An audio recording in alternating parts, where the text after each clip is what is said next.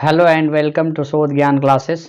Dear learners, आज हम लोग शोध ज्ञान क्लासेस के अंतर्गत गोरखपुर विश्वविद्यालय द्वारा संचालित बीएड पाठ्यक्रम सेकेंड सेमेस्टर के अंतर्गत विषय फंडामेंटल्स ऑफ इंक्लूसिव एजुकेशन अर्थात समावेशी शिक्षा के मूल तत्व से संबंधित 40 वन लाइनर महत्वपूर्ण प्रश्नों को सीखने का प्रयास करेंगे, जो आगामी परीक्षा के दृष्टिकोण से अत्यंत ही महत्वपूर्ण एवं उपयोगी हो सकता है।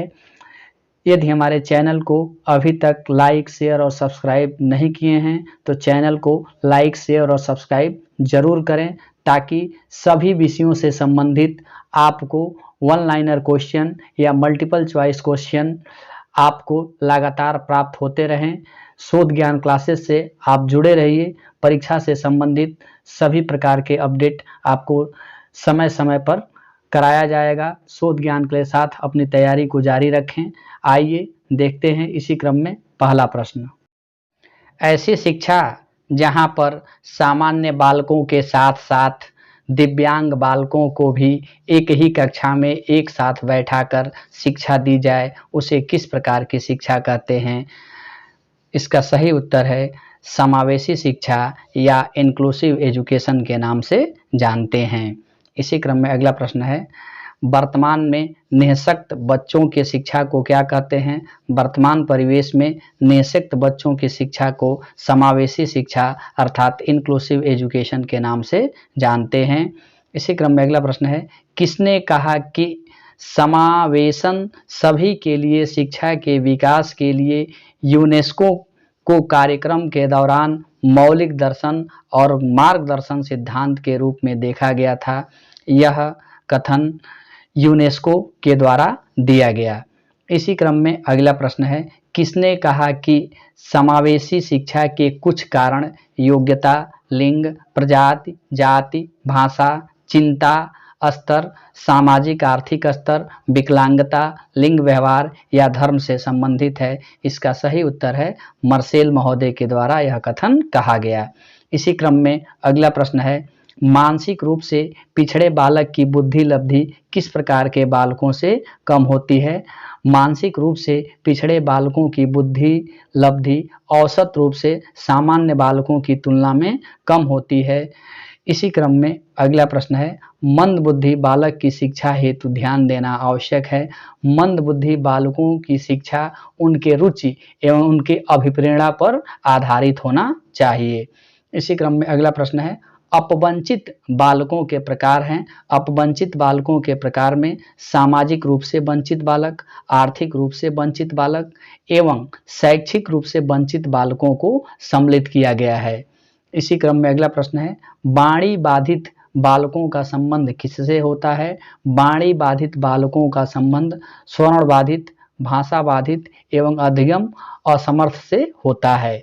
इसी क्रम में अगला प्रश्न है, भाषा का कौशल होता है। भाषा का कौशल बोलना, पढ़ना एवं लिखना होता है।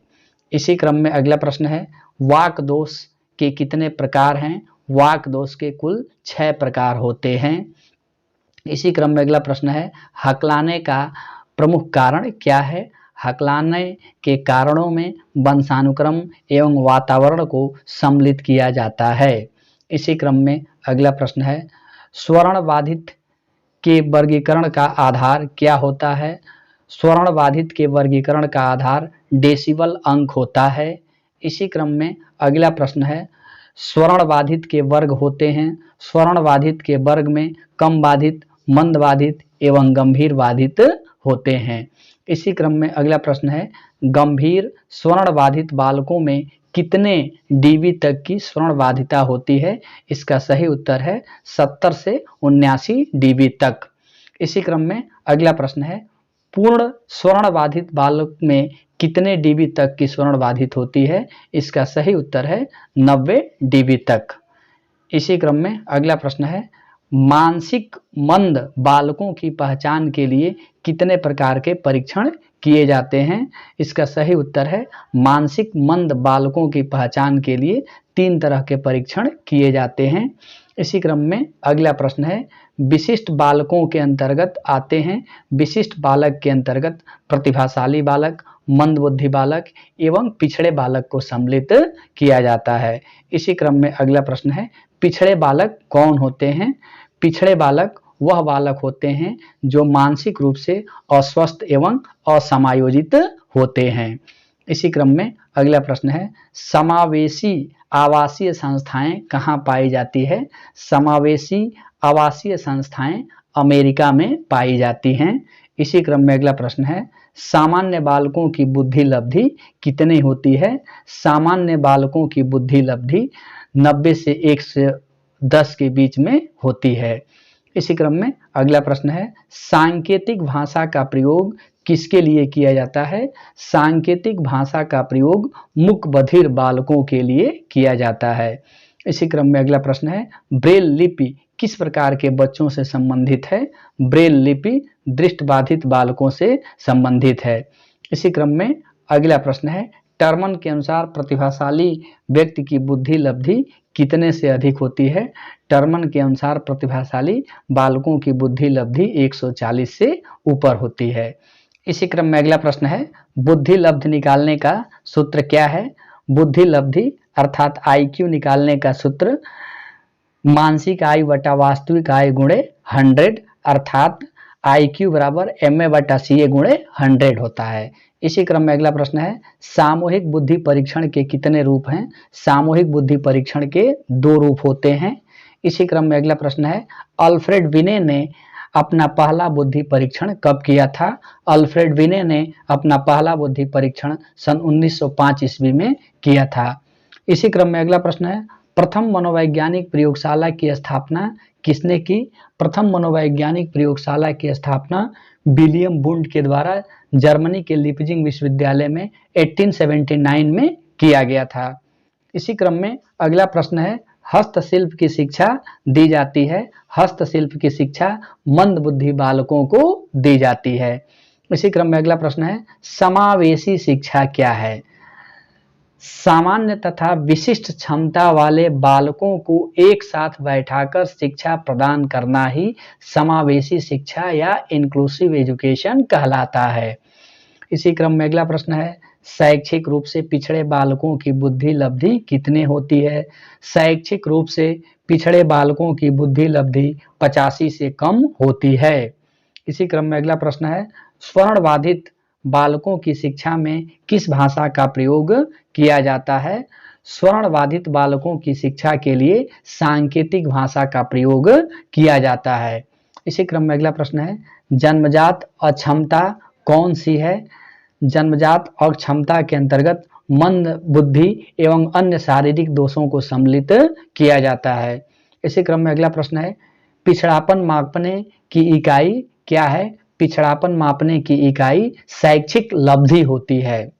इसी क्रम में अगला प्रश्न है, समावेशी शिक्षा का सिद्धांत क्या है? समावेशी शिक्षा का प्रमुख सिद्धांत भेदभाव रहित शिक्षा प्रदान करना है। इसी क्रम में अगला प्रश्न है, अधिगम असमर्थ बालक हैं जिनकी बुद्धि लब्धि होती है। अधिगम असमर्थ बालकों की बुद्धि लब्धि सामान्य बालकों की बुद्धि लब्धि से कम होती है।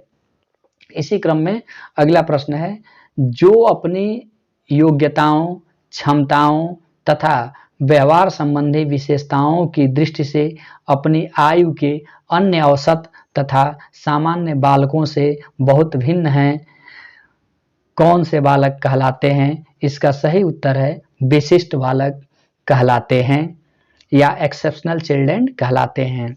इसी क्रम में अगला प्रश्न है, विशिष्ट बालक का संबंध है। विशिष्ट बालक का संबंध उनके बुद्धि स्तर से है। इसी क्रम में अगला प्रश्न है, समावेशी बालक समूह बनाते हैं। समावेशी बालक विषमांगी समूह बनाते हैं। इसी क्रम में अगला प्रश्न है, समावेशी शिक्षा की प्रमुख विशेषता क्या है? समावेशी शिक्षा की प्रमुख विशेषता सबके लिए शिक्षा की व्यवस्था करना है।